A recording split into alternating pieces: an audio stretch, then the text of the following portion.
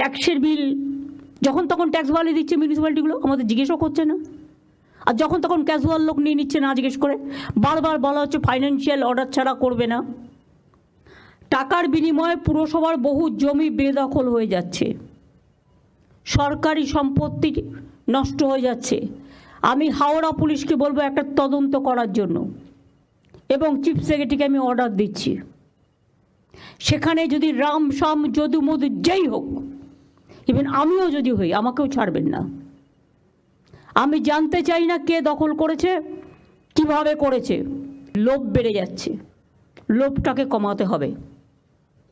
বাইরের লোকেরা এসে এখানে সব জমি জায়গা দখল করে নিচ্ছে, কারণ টাকার বিনিময়। বড় বড় মাল্টি স্টোর কমপ্লেক্স হয়ে যাচ্ছে সরকারি জমি দখল করে।